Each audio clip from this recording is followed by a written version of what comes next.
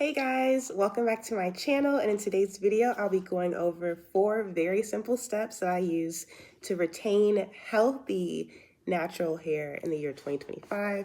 But before we get started, I must show you guys the length. Here it is. And it's not like it's, touching my butt or my waist or anything, but I think the key thing is that it's healthy and it's longer than where it started. And I believe I was pretty much like shoulder length at the beginning of 2025. And either in this video or the other videos, I'll insert some clips so you can see the beginning. But yeah, the length, it's there. And I just want to emphasize healthy length, because there's a difference, okay? And we'll get into that. All right, so key number 1 is protective styling. So that is what I chose to do throughout the entire 2025 using cornrows initially. So initially I would go to my hairstylist for her to wash, deep condition, and install my cornrows using my natural hair once a month. Did that very consistently, did not take any breaks in between. It wasn't until month 8, I believe, that I officially decided, okay, no more getting my hair braided professionally. I'm just gonna braid it myself. And at that point in time, I decided to try keeping my cornrows in for 3 months, which I did. So August, September, October, November. Yeah, so for 3 months. And I also, at that time, washed my hair for the first time that year myself, I believe, outside of the cornrows. And then I also used my Rev Air as well. And all this is on my channel, so you can just go through and you can see it on my channel. But big picture here is that I kept my hair in a protective style, and that was primarily cornrows that I wore underneath a wig. For the very last month, so essentially the end of November until recently here in December, I decided to try out 2-strand twists that were, I believe, medium size, and I may have pictures that I can insert either in this video or a future video. And the reason I decided to transition to twist at the very end of my journey is because I really don't like wearing wigs. It's just not my thing aesthetically. And so I wanted to try 2-strand twist to see if I could like it more than the wigs. And I would say for the most part I do. I just have to try it again, maybe for the year 2026. We'll see. But the key thing about protective styling is that it keeps your ends protected. Your hair is not on your shoulders, it's not on your clothing. And I did the same thing for the 2-strand twist when I had them in. I kept my hair in a bun or 2 pigtails. And the reason I think protective styling help is because it protects the ends of your hair, and that helps you retain the length of your hair by preventing formation of split ends, which I think we all know by now. But here's just another example of myself, a person that it actually worked on, in my opinion. So that's the main thing. While my hair was in protective styles, I did try my best to moisturize it consistently. I believe in the beginning I was doing it every other day. And then as time went on, I got lazy or busy, and so it became once a week to once every 2 weeks towards the very end, tail end of the journey. But I think I learned that my sweet spot is to moisturize my hair every other day with water, a leave-in conditioner, and then oil on the scalp and my hair. So yeah, protective styling. That's all I have to say for that one. And if you have more questions about it, I can make another video, but I just want to keep it pretty short and simple. And now I'll move on to my second point. Okay, so the second key would be consistent trims, and this is arguably more important than protective styling, because there are women out there who are able to maintain or retain length without protective styling.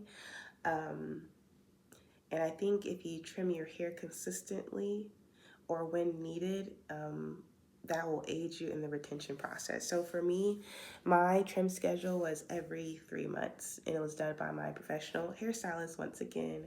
At the very beginning of 2025, um, I believe she cut my hair pretty short. As I mentioned earlier, it was probably like right here. Um, and the reason being is because she noticed that my hair was super dry. I had split ends, of course, and I think she determined that my hair wasn't salvageable.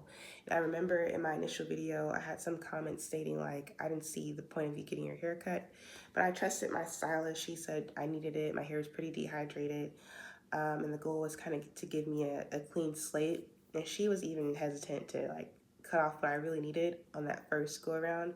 And so I had to come back the following month and have her like actually get all the damage or the majority of the damage off my hair. And it paid off significantly. So I highly recommend you to, if you haven't already, for the year 2026, your journey for 2026, go ahead and get your hair cut by a professional to remove any damage or split ends that you may have. And that is exactly what I did for 2025. The reason I chose every 3 months, I believe once she like got all of my damage off, we noted that my hair could go at least 3 months before we started seeing too much damage. And I think that's what we stuck with. But with time, I may not need as many trims, but I prefer it that way just to make sure that I'm on a schedule and I don't miss any like huge hair warning signs that your hair is, damaged. Another important thing for the trimming. So there was only 1 month that I trimmed my hair myself, and I do have footage of that. I need to upload it later. And the only reason was because when I finally had time to get my hair done or trimmed by my stylist, I believe the salon was closed, but I really didn't want to skip the trim, and so I just did it myself. And then more recently, this month in December, I went back to her. But yeah, that's it. Get your hair trimmed. It looks better. It looks healthier. Like look at these ends. They look great. And then when you finally do get your hair blow dried or straightened, it's gonna look healthy. It's gonna look really healthy like this, or like however it looks for you. So I fully believe in getting my hair trimmed. Like, honestly, I think the reason my hair wasn't retaining length all the years prior, so 2023/2024 and prior, is because I wasn't getting my hair trimmed. Like, I truly think the trims is why my hair looks like this now and why it's finally looking healthy. So literally, if you don't do anything else, get your hair trimmed regularly. And the reason is because it prevents, as we know, the split ends from going up the shaft of your hair, and it allows your healthy hair, to continue to grow down and remain healthy without having to restart the process over and over and over again. So I really think the trimming played a huge role in my length retention this year. So I will continue to do that. So that's all I have for trimming. Okay, so number 3 is essentially a combination of 1 and 2, but it's to have a set routine. So as we mentioned, for me, at the very beginning of 2025, my routine was to get my hair washed, deep conditioned / steamed if my stylist thought I needed a steam, and then blow dried, and then braid it down in cornrows. And I did that once a month, and at every 3rd month, I would get my hair trimmed. And so that's the very beginning of the month. And so throughout the month, what I would do for my routine, again, every other day, I would moisturize my hair using water first, like a spritzer, water. Then I would use a leave-in conditioner, Shea Moisture leave-in conditioner, Jamaican castor oil, um, the Jamaican castor oil version. And I'll just rub it on my hands and literally put it on my cornrows and soak it into my hair. And then I would get my jojoba oil and apply it directly to my scalp. Originally, I was one of those, individuals who didn't apply oil directly to my scalp, but I tested it out, and from what I have learned, jojoba oil is very close to your natural sebum, and so far for me, I haven't had any issues with my scalp.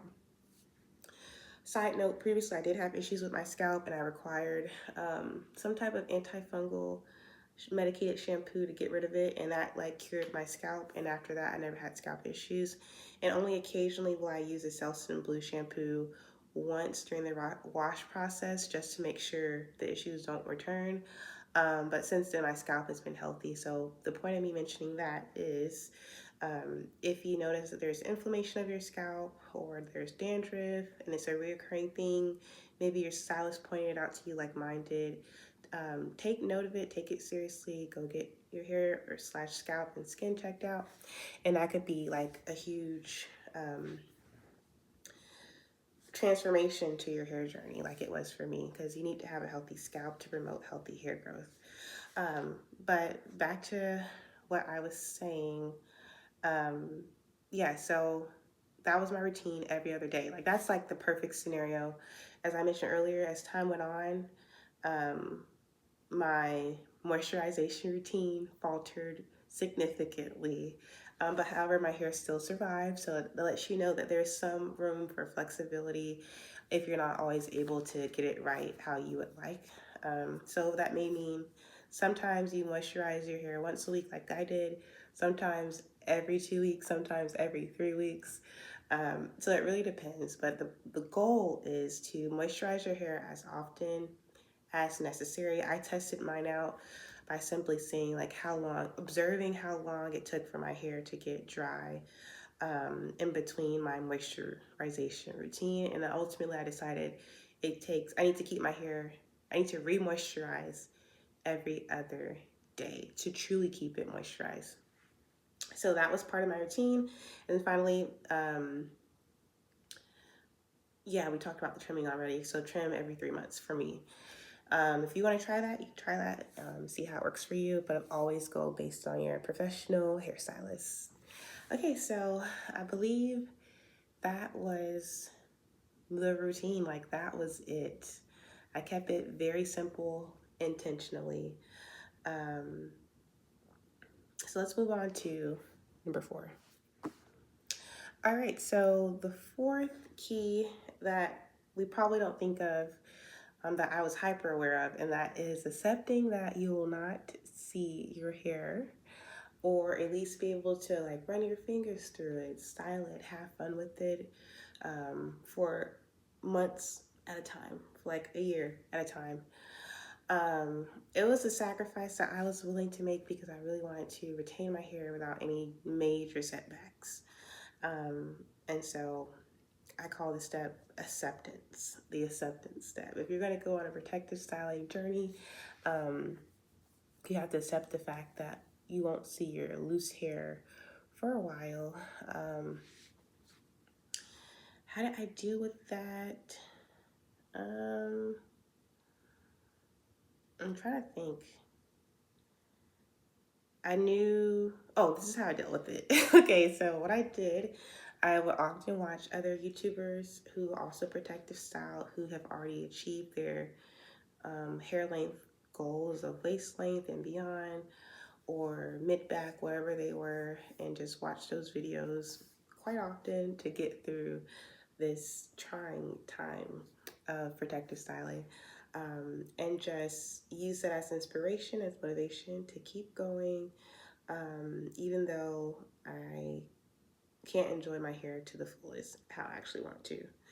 But I must say, it's worth it. It's definitely worth it. Keep going. I know there are other ways to retain length, but for right now, this is what I'm using. in the meantime to retain my length. And so far, after doing it for a year, I would say it's worth it. It's not the end of the world. You do get to see your hair once a month, briefly, in the blow-dried state. And if you have a busy schedule, it's like it's a pro. So try to look for the pros of having your hair um, protected and kept away. And so that was a big pro for me. Busy work schedule, don't have time to do my hair, don't have time to style my hair. So yeah, that's what I did. Sometimes I wear my cornrows out. Sometimes I got my cornrows styled kind of in a cute way, but I still didn't feel my best, which is why I went back to like wearing the wig. So sometimes I didn't wear the wig. And like I mentioned earlier, I really want to feel comfortable in my protective style. So again, I might be going back to 2-strand twists, medium size for the year of 2026, so that I can still have some type of connection to my hair throughout the year instead of just keeping it underneath my wigs. So yeah, those are the main 4 things that I did in order to retain my heavy on the healthy natural hair for the year of 2025. So just to summarize, what I did was protective style. So choose a protective style and stick with it. I got my hair trimmed consistently every 3 months. I stuck to a routine and I never faltered from that routine for the most part. Like I kept all the main elements. And then finally, the 4th step is to accept that you will not be able to enjoy your loose hair like you would want to, because it is a pretty big sacrifice to keep it hidden in a way as you're attempting to retain length. So yeah, those are my 4 steps / keys and how I retained some length this year, 2025. If you enjoyed this video, please be sure to like, comment, and subscribe. Leave a little comment if you feel like it, and then I'll also be uploading some more like short videos just to give you more insight into my 2025 journey. And I may even post a video where it's just me narrating with actual video footage. I just really want to post something before we move into 2026. And soon I will be uploading my length retention goal / plan for the year of 2026. And I believe it will be a hair challenge. So yes, see you in the next video. Bye.